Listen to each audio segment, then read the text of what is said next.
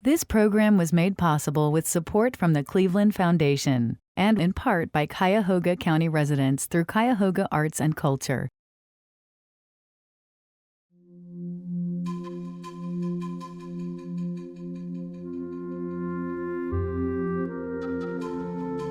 These theaters are very unique. There aren't many of these movie palaces left in America. They are landmarks. They are part of what Cleveland is and was. Just think what we would have lost. Cleveland would be so much the poorer if we didn't have Playhouse Square. I'm so grateful that at a time when things look so dire, that opportunity to dream was never lost. The vision of the people who were involved early on went way beyond simply historic preservation of a few lovely theaters and goes into the outreach into the community in a way that really, to my knowledge, has never existed anywhere before. It went beyond just Playhouse Square as a notion. It was about the arts in Cleveland as an economic engine. It is something very, very unique, and I think is a good model for other parts of the United States of America, maybe other parts of the world, to see how a community can come together and have a vision and make it happen. Today, we are where we are. We're the largest performing arts center, second only to New York's Lincoln Center.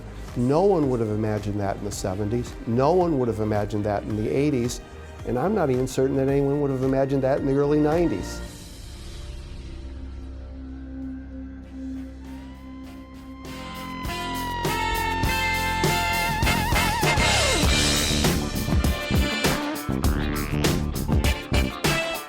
Well, the 70s were a very difficult time for the city. There was crime in downtown Cleveland. Could the same sick mind that bombed a theater also set fire to a hotel? The sidewalks were rolled up at 5 o'clock and everybody went home. The city was reeling from urban unrest and the race out of the city to the suburbs.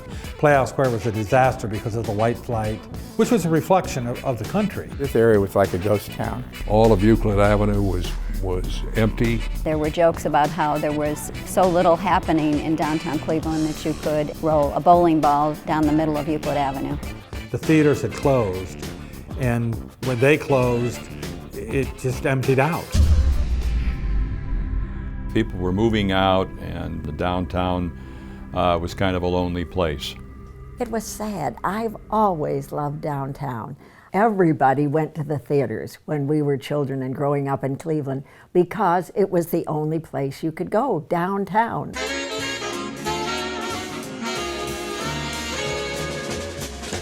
These buildings, they're all special. They were all built in a short period of time, and they were all different. For many of us, we could remember as children, the only place to go to the movies was downtown. I remember looking at that big screen and just being dazzled by it. It was a place to come downtown, not only see a movie, but also see some vaudeville. When my friends and myself would skip school, we'd come here for shows. There was a lady by the name of Sally Rand, who was actually a fan dancer. She had the fan over her, and I'm sure at that point in history she was wearing some kind of bodysuit that was the color of the flesh. Very titillating kind of show for a guy that's 15, 16, whatever we were at the time. I think my first date with 6 women were in some theater down here, standing in line outside, and all the theaters were lined up with people to get in. It was really kind of an interesting place. I was courting my wife, Janet, and I courted her at those theaters. In the old days, they used to have these photographers on the street that snap your picture. That's the first picture that we have in our photo album of our life together.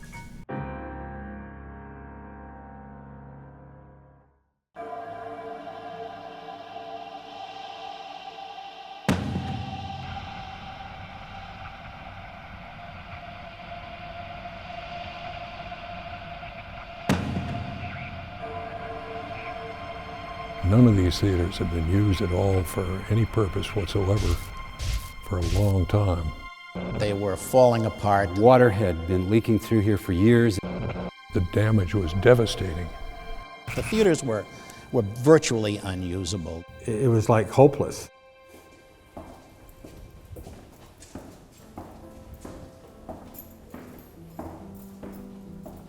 Plaster was falling in the auditorium almost constantly, like a light rainfall of plaster. All the theater seats were gone. The floor looked like a washboard. The stage itself was in ruins. There was just no way that that space could be used by the general public. The Ohio Theater, unfortunately, was very badly damaged in a fire. It was all red and then all just peeled away. It had a lot of water damage, so any of the plaster areas were just crumbling away. The palace was not usable because we didn't have sufficient lighting instruments. The dressing rooms were a dreary mess. From a theatrical production point of view, we didn't have what we needed to make that work. The Allen was, oddly enough, was in a little better shape and had been used as a laserium where people would get high and lean back in airline seats and look up at this laser show in the sky. We really didn't have a use for it at the time, so it was a matter of just making sure that it didn't deteriorate or it didn't get torn down by a developer or anything. The disrepair was so massive, you couldn't even begin to think of where you might go to begin to save these spaces. And just about that time, Ray Shepherdson had come to town. Ray was one of the most interesting characters that I've ever met. He's crazy. He was somewhat eccentric. Ray Shepherdson is a genius. I came to Cleveland in '68, graduating from college. I was a 26-year-old kid, farm kid from Seattle. And I wasn't real refined. At the time, he was working for the Cleveland Board of Education, and he was looking for a place. He was recruiting new teachers to the Board of Education from all over the country, and he was looking for a place in which these teachers could gather. And he came upon the Playhouse Square theaters. The main theaters were the Allen Theater, the Ohio Theater, the State Theater, and the Palace Theater. And when he walked into the theaters, it was a transforming moment in his life. He had seen the magnificent murals by James Dougherty, and he looked around and saw the general architecture, which even swathed in cobwebs and with rats running around, you could see the quality. And then, of course, because he's such a visionary, he immediately saw it as all kinds of other things. Basically, what we want to do is take the 4 closed Playhouse Square theaters and use them again. Here's an idea. Let's save these theaters. What a crazy idea that must have seemed like. But think about it, who would not use those buildings? Who wouldn't? And again, I didn't, why were they closed? How could this happen? And all they need to do is point this out, and everybody's going to be like, wow, what a great idea. Not so. It's like, who's this nutcase? I said, Mr. Shepherdson, people don't go out to ventures like that. They entertain in their home, and a lot of people boast that they haven't been downtown in 15 years. What I said to him was, this is an impossible dream, but it's something you certainly should pursue. And at that point in that startup, it's straight uphill for everybody.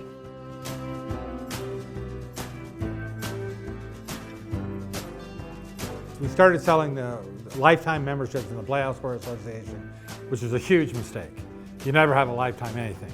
You want it every year, but I didn't know what I was doing. They would go out on speaking engagements and they would say, we're promoting Playhouse Square. We are basically offering memberships to Playhouse Square as founding members. And we'd have events that you'd be first invited to, and that it later developed into perks. But you basically nothing. It was a way of supporting the idea of saving Playhouse Square. The Ohio Theater, which was built as a legitimate theater, would be restored as a legitimate theater, seating 100 people. My form of management is charismatic leadership featuring total chaos. Ray was not the greatest businessman, but we knew what Ray wanted to do, and it was a dream and a goal that we all shared. He was convincing it could work. It was going to do this, and we need to get the community around it. We need some startup money. You know, he had it all laid out, and he had, if you had a question, he had 2 answers for it. He was thorough. The work that needs to be done is from here on. I talked to the owners of the Allen Theater to let me I will manage the Allen Theater for you. I will give you all the rent in return for whenever I want to do a show, I can do a show, and I can keep the concessions. We still had the original theater seats. There was still enough equipment that he could do shows on stage. So he was able to operate this theater as a theater. So I started bringing other things in. The first thing I did was the Budapest Symphony Orchestra. And we had the largest Hungarian population outside of Budapest. I figured we'd probably get a crowd for that Budapest Symphony Orchestra. And I remember calling all the Hungarians and Hungarian newspapers trying to get them interested and bring money down. And they did, and they filled the place. They were delighted. There was enormous community pride. Unfortunately, it was a winter day. It snowed. The skylight was broken. So while they were playing, the snow came down.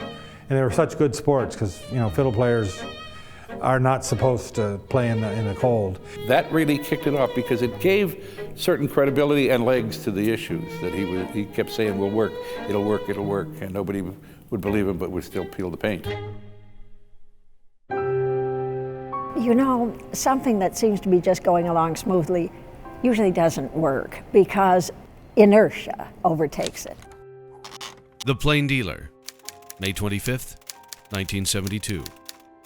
Lowe's, Ohio and State Theaters to be razed, by William F. Miller. The vacant Lowe's, Ohio and State Theaters on Cleveland's Playhouse Square will be razed to make way for a giant parking lot. Ray K. Shepherdson said, "A critical situation has been reached, unless Clevelanders come forward with money to implement his organization's plan. The state and Ohio theaters are doomed," he said. I can only imagine how your heart would race because you come into this building, you are so enchanted with what's here, you fall in love with it, and then someone's going to grab it and take it away. When the announcement of the possible demolishing of these theaters came up, that stirred the Junior League and everybody else. I thought it was pretty cool because it really got people charged up, more so than any speech I could give. I was visited by Ray Shepherdson and Will York and Laney Haddon, who asked me to represent the 3 of them before the Fine Arts Committee of the Cleveland City Council to resist the demolition of the building. Pudge was a Playhouse guy and saw the value, big downtown lawyer. Pudge was marvelous. We are now in front of the Lowe's building. All of the structure, which is immediately behind us to the north, would have been demolished. Brilliant lawyers do wonderful things. He said, we can't have another curb cut or 2 on Euclid Avenue. It was the need for a curb cut here onto Euclid Avenue that gave us the opening to be able to raise the issue of whether the demolition of the building was really appropriate or not. The committee members discussed it, were thoroughly engaged, and therefore they asked the representatives of Millcap Corporation to see if a rental arrangement couldn't be reached. One of the biggest challenges was speed. I mean, I'm just amazed how people rallied so quickly because those buildings were going. And then, thank God, along comes the Junior League of Cleveland. The idea that they were going to raise the theaters, that Ray Shepherdson's dreams would go to dust, allowed us to vote them the biggest amount of money we'd ever put into a project. The Plain Dealer, June 3rd, 1972. Junior League pledges cash to save theaters, by William F. Miller. The Junior League of Cleveland guaranteed $25,000 to the Playhouse Square Association yesterday in an effort to save the Lowe's, Ohio and State Theaters from demolition. Laney Haddon, the League's past president, said members were convinced Ray Shepherdson's plans are sound. All that is needed is money and community interest, she said.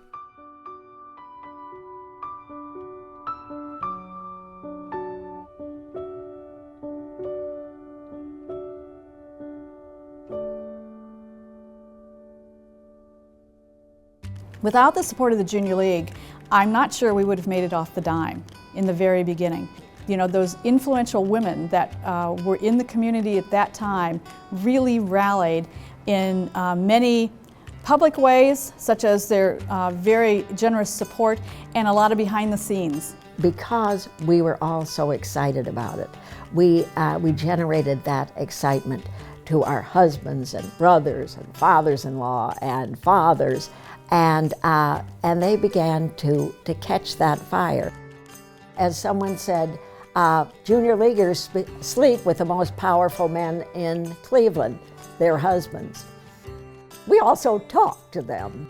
Laney Haddon, who was the president of the Junior League, became very friendly with Ray Shepardson and became one of his principal disciples. And so that when you saw Laney coming, you knew you were going to talk about Playhouse Square and Ray Shepardson, and that was terrific because with Laney's energy it created a buzz about Playhouse Square that without her it wouldn't have happened. The reality is that when he put Laney and the Junior League around him, that gave him some depth. What in the hell do you do with 3 huge theaters and one 1,100 seater? I mean, it was like nuts. So I tried to figure out how you use these theaters and what else can you do besides theater. And then along in time is this show that's running in town called Jacques Brel is Alive and Well and Living in Paris. Seal Hartman, who was working with Ray and all of us on this project, said there is supposed to be a wonderful show at Cleveland State, just up the street. And on the last performance of the last night of the show, Ray Shepardson and his wife Seal came to the show. And so I saw it in this ridiculous classroom where the armrests come up and you can do tests, and I had this religious experience. It was like this phenomenal, and I'm a theater, I love theater, this phenomenal theater experience in a classroom. He said after the show, I would like to present this show at Playhouse Square, and I said, Raymond, it's impossible, you have no space to present it in. I said, this will be perfect for the Playhouse Square Cabaret, and Joe said, you don't have a cabaret. I said, but we will. We left the theater at Cleveland State, walked down here to the theaters in Playhouse Square. Ray unlocked the State Theater and started frantically walking around, as anybody who knows Ray and when he's in his major thinking process. He recognized the potential of that unusual lobby of the State Theater. When we all met in the lobby of the theater, I realized that it was no longer a matter of should we do it, it was a matter of we will do it. It was very clear. You get things done in the amount of time that you're allowed to do them, and it was pretty clear that no one had a lot of time to think about this. You had to make it happen. Everyone just had this commitment to make this work. I started mopping floors and fixing the roof and taking out trash and scrubbing the restrooms. We built a stage. I had to build a kitchen. We got a caterer. Raymond gathered chandeliers. I borrowed cabling from Cleveland State. Playing a hallway was a bitch. Acoustically, it was terrible. The sound really sucked. The side seats, quite frankly, were dreadful seats. We laid down $2 a yard orange Mohawk carpet for acoustics. We were selling tickets for $7.75, which included the Brel performance, a buffet dinner, and a bottle of wine at the table. It was a nice bottle of wine, and that lasted a week because it totally killed the bar business. I go like, what an idiot. There was a handyman who worked here at Playhouse Square. Never could have happened without him. His name was Smitty. He was from the farm outside, someplace out in Missouri. And Smitty had a very sort of chic bachelor pad upstairs where he had like 16 urinals in his bedroom. He was an electrician, I think. I think he was a real electrician. He was pretending to be an electrician. Smitty was so exhausted getting the show ready that when I finally stood at the light booth with Bob Rohde for the show to begin, I realized that Smitty was sitting next to the stage and had fallen sound asleep, and his head was sort of resting on the edge of the stage. And he stayed there through the whole opening of the show, asleep.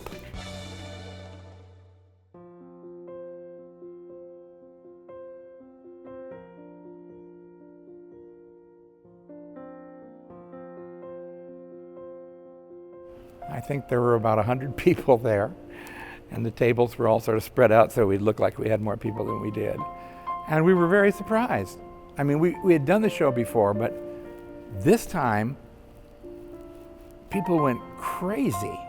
And they hollered and threw napkins in the air, and we all just thought, wow. The Plain Dealer, April 23rd, 1973.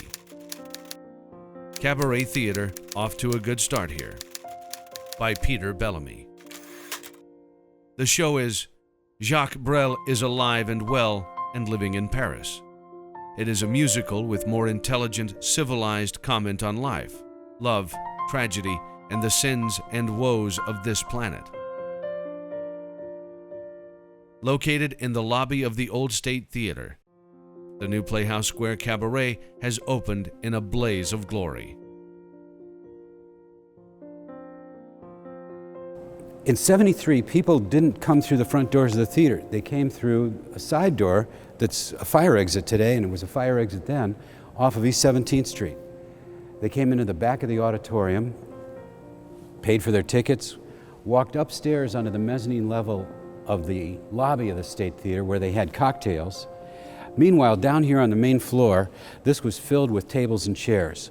And at a certain point, they would come down, they would be seated, eat the meal, have a drink. Waiters and waitresses would clear the tables, and then we'd be ready for the show. And we came down those stairs every night and did the show, and people took us into their hearts. I loved Jacques Brel. I thought it was a great show. I must have seen it 15 times. I don't know, at least 20 times. I think 31 or 2 times. How many? Not did I ever go, how many? Many times. And you went because you wanted to support it, even though you'd seen the show so many times. I still talk to people who talk about Jacques Brel as though it was a religious experience. You felt a closeness to the performers, and each of the four, Cliff Bemis and David Frazier and Terry Pidio and Prov Hollander, understood that relationship with the audience so well. Just grabbed you and just carried you straight through. And by the time it was over, you said, wait a minute, I don't want this to end. After the show, we'd always go down and have a drink, and the waitress came over and said, this man who's sitting over there, he wants to talk to you. And I went over and I said, hi. He said, you know, I work in a steel mill. I've never been in the theater. I didn't know anything about the theater. And I came tonight, and I looked around at all these people, and I thought, I'm feeling the same thing they are. I'm enjoying this. The idea that that live performance is gone forever. It's just a memory. That's powerful.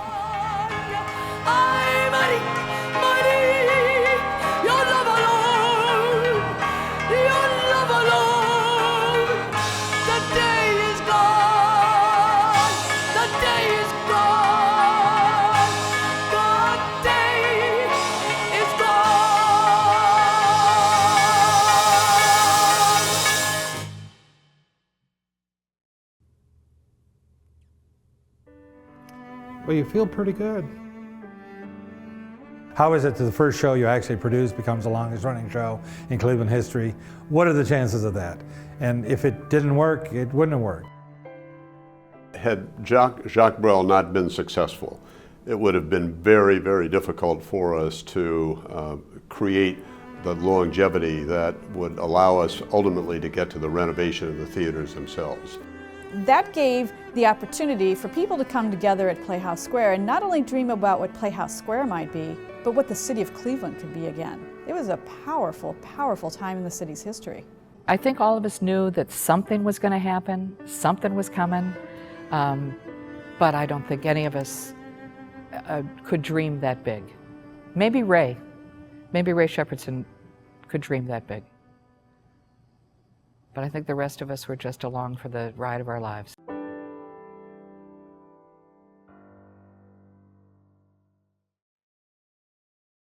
This is a start, and Clevelanders have to realize this is a start, and now's the time to get on the bandwagon, get in the ground floor, really. We thought that because we now had control of more than one theater, that we had to do some programming in other theaters, and the logical space was in the grand lobby of the Palace Theater. And the first production we presented in this space was The Rise and Fall of the Entire World as Seen Through the Eyes of Cole Porter. We followed that with another show in here called Alice at the Palace. And then after that came marvelous, wacky things like El Grande de Coca-Cola. Which was a perfect show for this auditorium. We did it in the summer. The show was supposed to take place in a nightclub in Honduras, a rundown nightclub in Honduras, and this place looked like a rundown nightclub. And we had no air conditioning, and it was summer, and it felt like Honduras. There are more major entertainment things planned. For example, bringing in big name entertainment. We started bringing in folks like Della Reese and Gilbert Humperdinck. Mary, you had a chance to go through the Palace Theater today. What do you think of our Playhouse Square in Cleveland? It's fantastic. I just think it's so exciting. The whole restoration program there is wonderful. And I think people here should be very proud of it. In the olden days, we worried a lot about where's our next dollar coming from and how are we going to pay this act tonight. I mean, on Saturdays, sometimes we would have to count the audience to make certain there was enough money for everyone to be paid and that we really could open the next week. It was that fragile. How do you drum up an audience to come and see some of these productions, especially when they're originals? Ticket sales, bar sales, that's all we had.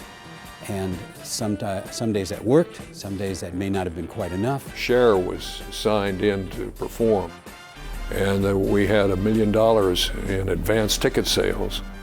And we had spent all the ticket money. Cher canceled, and we had to find $1 million to repay the people who had bought all those tickets. That's when I have visions of Henkel marching up and down Euclid Avenue, knocking on every bank door he could find for some cash. There were many instances of 2 steps forward, 8 steps back, 1 step forward, 12 steps back. It's astounding that Playhouse Square survived the first decade. The folks in City Hall and in the foundations and in the corporations said, boys, this has got to become more sophisticated. You know, it's fine and dandy to have volunteers and people who are willing to quit their jobs and make low amounts of money come in and do the things that needed to be done on a daily basis, but you needed to think bigger. One of the things that worried businessmen was Playhouse Square Association. People that really meant well, and frankly probably down the road were behind a lot of the support Playhouse Square got, but they were not the people to run the organization.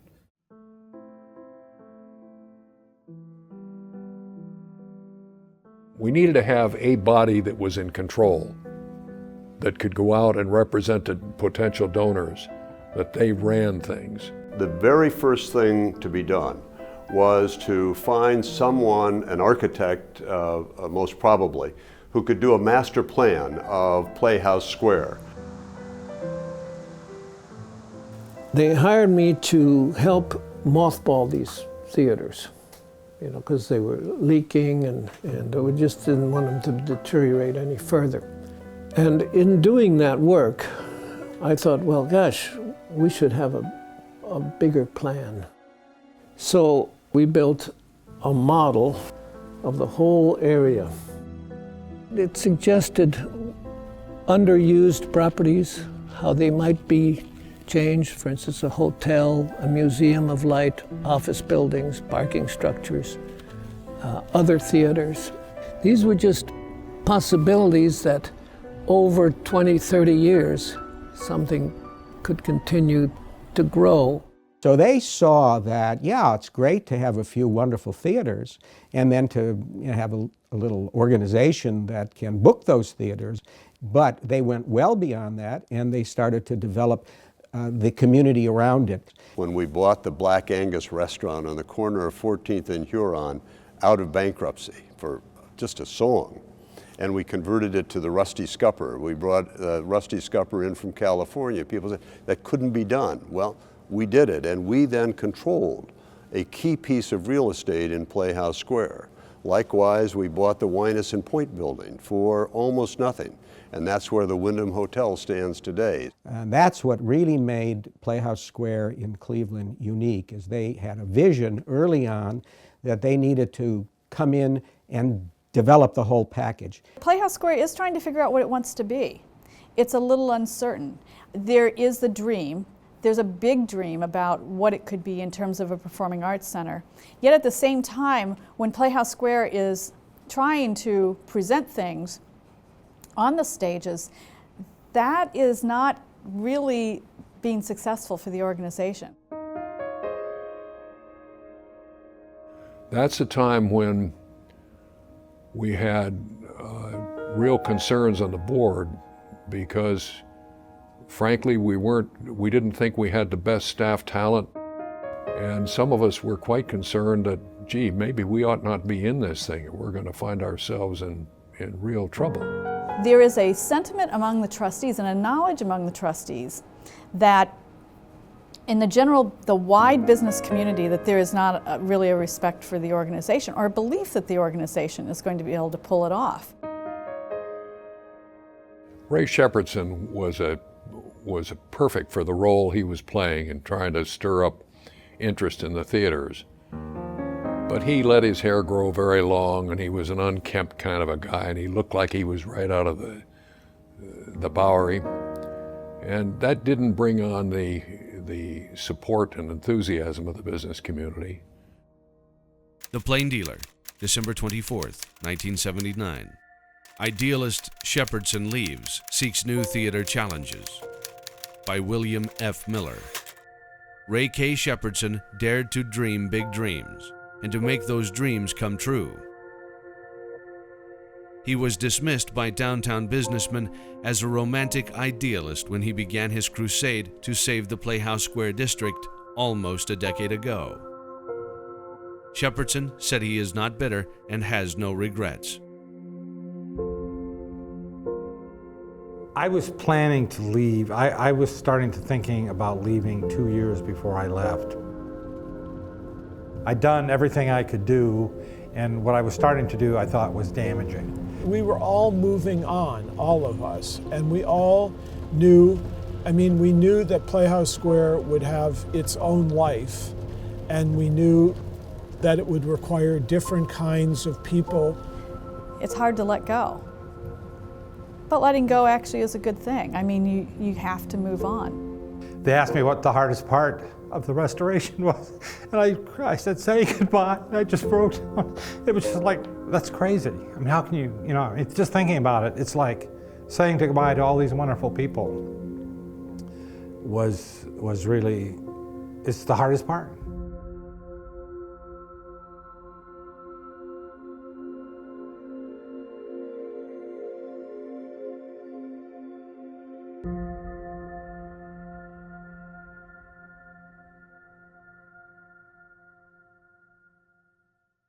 The transformation that occurred from the late 70s to the early 80s was enhanced immeasurably by bringing people on board the Playhouse Square Board of Trustees who had experience in the business community, who were savvy about how to finance enterprises like this. We lined up 4 top executives in Cleveland and asked those 4 executives, would you be consultants to us, and would you serve as a resource for the business community in general to know that what we're doing is okay and makes sense and adds up. And if I had to identify one definable moment when the business community started to take us more seriously was when the Cleveland Foundation lent their considerable voice to what we were doing here. The Plain Dealer, June 26, 1980. Playhouse Square awarded grant for theater renovation. By William F. Miller. The Cleveland Foundation awarded yesterday a $710,000 grant to the Playhouse Square Foundation for the renovation and operation of the theater complex. Stanley Pace, Cleveland Foundation chairman, said, We believe that Playhouse Square Foundation has developed sound plans for the future and competent management to carry them out. That made people feel, in the business community, feel a lot more comfortable. Here was the money coming in, although it was from a foundation and not from another corporation. But when Ohio followed with $500,000, that said to the business community, here's a business corporation jumping into this. That was a big, big success story. The activity in Playhouse Square beginning in 1980 really began to accelerate. We were building community support. We were putting performances on stage that people could get enthusiastic about. At some point it was announced that we got a bunch of money and we're going to renovate the Ohio Theater. And it was done because the Great Lakes Shakespeare Festival at that time was looking for a new home. It was George Voinovich who had the joy of saying that Great Lakes Shakespeare Festival is going to move from Lakewood and make the Ohio Theater its home. Vincent Dowling was the artistic director for Great Lakes Shakespeare Festival, as it was known in those days. Vincent had in mind building a Playhouse Theater out on Lake Erie. I had him to the office and I said to him, you know, I'm not going to be supportive of it there on the lakefront, but I will be supportive of it if you decide to put it in Playhouse Square. Vincent said we can't because they can't get it ready for us. The mayor turns to me and says, John, I want the theater ready for them by July 1, 1982, period. That was the end of the meeting. I wanted to make sure everybody knew that these things that were happening downtown were not just for a few people, but they were for the entire community. Maybe someone that never would go to the theaters, at least they should understand the theaters help to make the town more competitive. The Ohio was in terrible shape. In fact, we almost gutted the whole thing. There was still a roof. I don't remember that it was open to the sky at all, but everything had burned. So this is all new and with a modest budget to create an elegant room. The Ohio Theater was designed as a legitimate theater to do shows like Shakespeare, Shaw, that kind of thing. So restoring it for Great Lakes Shakespeare Festival got us away from being a presenter of cabaret-style shows and got us into the role of landlord as well as producer and presenter of performances.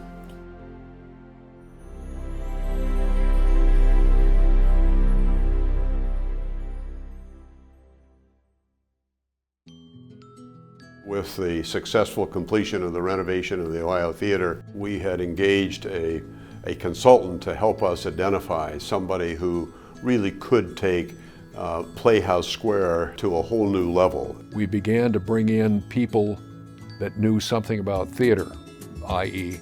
Larry Welker. I began at Playhouse Square in early March of 1982. The job basically was to run the place on a day-to-day basis, to raise the money for its operation and for the renovation of the theaters in Playhouse Square. Larry brought a sense of the theater, a sense of what theaters could provide, and all brought a professionalism to our operation. When I came in, I realized that we had to really organize differently, that we had to put a focus on not only on what happens in the theaters, because if we don't have quality shows in the theaters, it doesn't matter what else we do. That was number one. He could articulate the future for this organization, and that gave everyone the belief that, you know what, this is possible.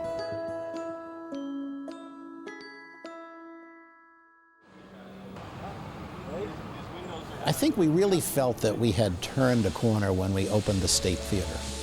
The State Theater was a big, big move forward.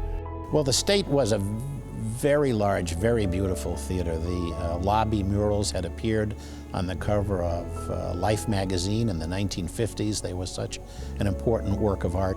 You know, the State is the largest of the theaters, and there's the hope then with the State that we have more resident companies. The ballet is here, the Cleveland Opera is here. It gives a sense of grandness to what is going on in the project and a root in the community that was really desperately needed. When we moved into the state, we of course wanted to use it for opera and ballet. For that, all we had to do was build a bigger stage. This is one huge stage. And then that grid is 80 feet up in the air. That alone was about a $6 or $8 million project to knock down the old stage house and build a new modern stage house. The idea was to make sure that this building was really a first-class machine, really.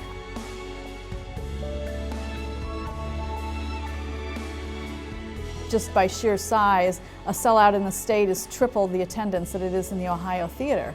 So the idea of what you're doing for the city when you see 3,000 people rushing in the door has a different kind of adrenaline flow to it than when 900 people are rushing into the Ohio. The Plain Dealer, June 10th, 1984. Believers Enjoy Opening Night by Nancy Bigler-Kersey. It was the long-awaited unveiling of Playhouse Square Center, attended by 1,580 paying guests for the sit-down dinner. It begins the end of a dream and the start of a legacy for Cleveland, said John F. Lewis. Lewis singled out 3 individuals with special praise: Ray Shepherdson for his dream, Laney Haddon for standing behind him, and William F. Miller, Plain Dealer reporter, for backing the project all the way. The opening of the state was phenomenal. Everybody turned out for that. It was a gala evening.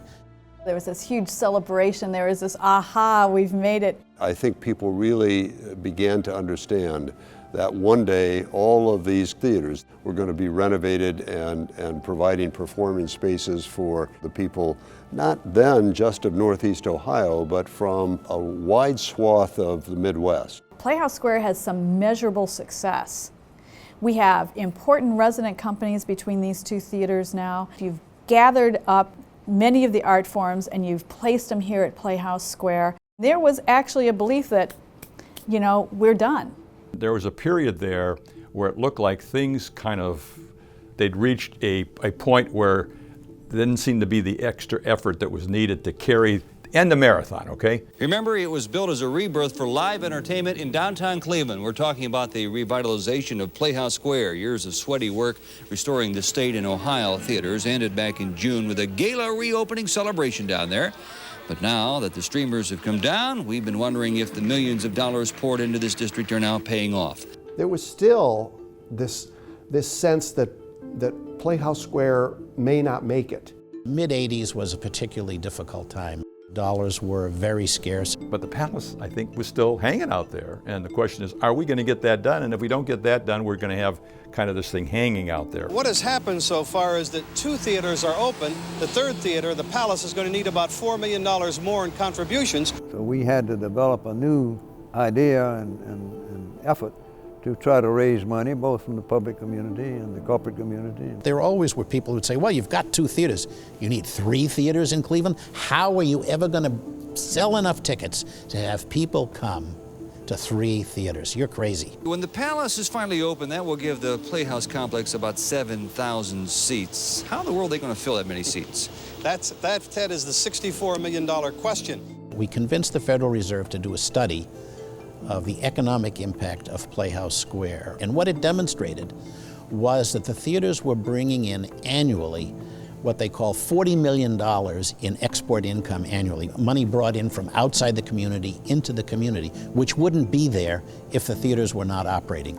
And that became a major tool that allowed us to push the fundraising over the top.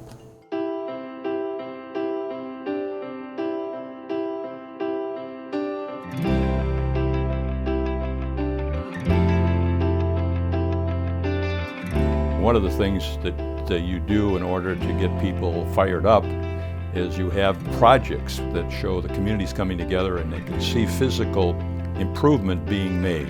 It restored a sense of confidence in the city of Cleveland that we could do something that was of major proportion When our damper was down, we were able to turn it around and start to look at things in a much more positive light. We don't have Times Square, but we've got a lot of bright lights on Playhouse Square. But they're hoping here on Playhouse Square that what starts tonight could become a tradition for many years to come. The party we are talking about is one on Playhouse Square downtown. All three theaters' lobbies were opened up to have parties, and each of them had a different motif. It wasn't too many years ago the Playhouse Square was really nearly on its deathbed, and now it's come back with the opening of the theaters, of course, and the opening of 6 to 8 to 10 new restaurants. And we're hoping that this calls for revitalization of the area.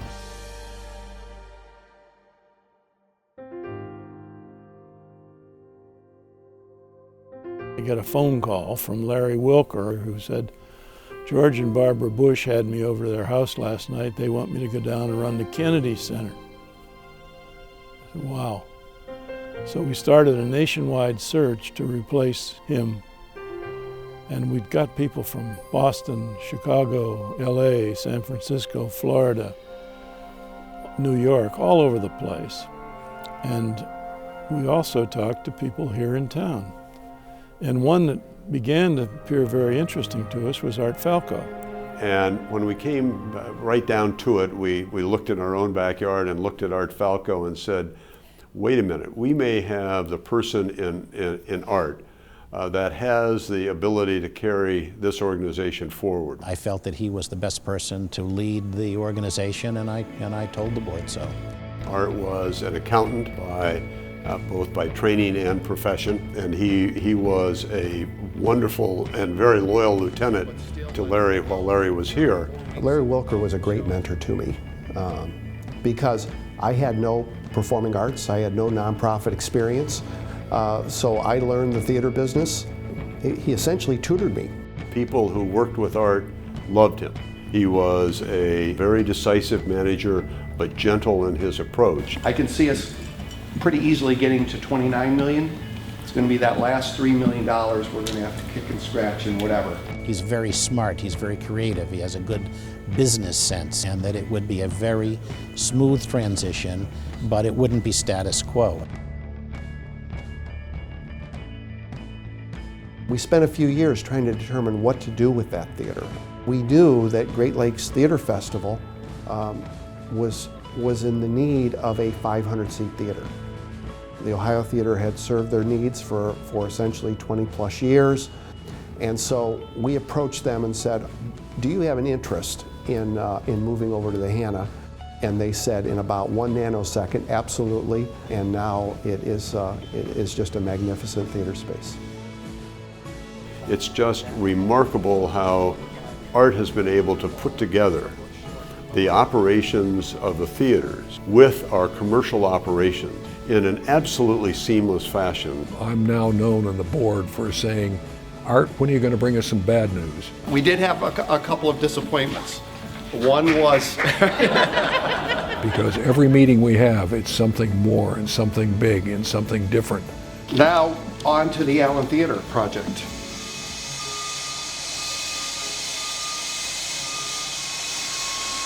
This will be one of only 3 theaters in the country that is in this type of configuration. The director can decide how they want the seating laid out. So either in the round, proscenium style, runway, and then if you look north, that steel that's going up will be the 150-seat laboratory theater. Right now we're getting ready to reopen the Allen Theater on September 16, 2011, and the workers are putting the last finishing touches on it. We have changed the auditorium radically. Seating capacity has been cut from 2,500 to 500. It's a totally different look. They say it's taken, what, 40 years to fulfill the dream.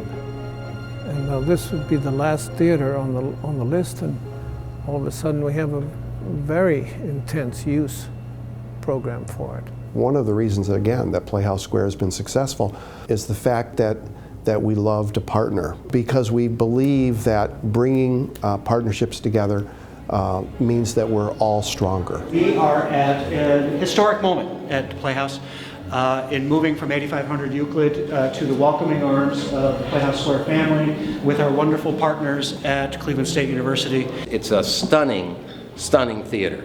It is a contemporary design inside of an historic shell, and we don't know of any other building like that in the country. And I think we should toast to the power of three and the future of Cleveland. Hear, hear. Hear, hear. Hear, hear.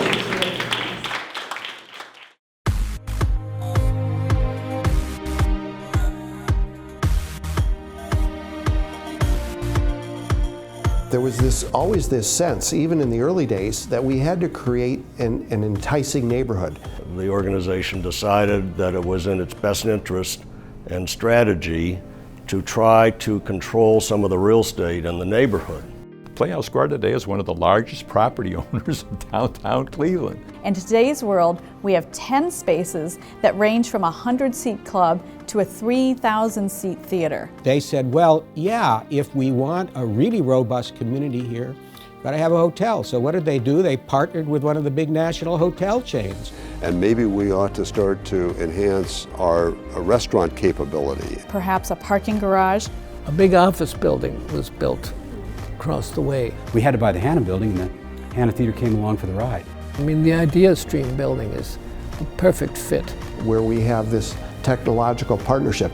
It's an entire mix. Through the arts, we've revitalized this neighborhood, and I think it's the spearhead for revitalization in Cleveland. When you really get vitality and robustness in an arts community, then you find that you have businesses from other parts of the country who will be attracted. You know, our view is that this needs to be a 24/7 neighborhood where people not only are working, not only are coming to see entertainment and quality theater, but also that live here. They have developed it in a really people-oriented way with lots of free activities, a wonderful sort of pedestrian landscape so it feels good to walk around.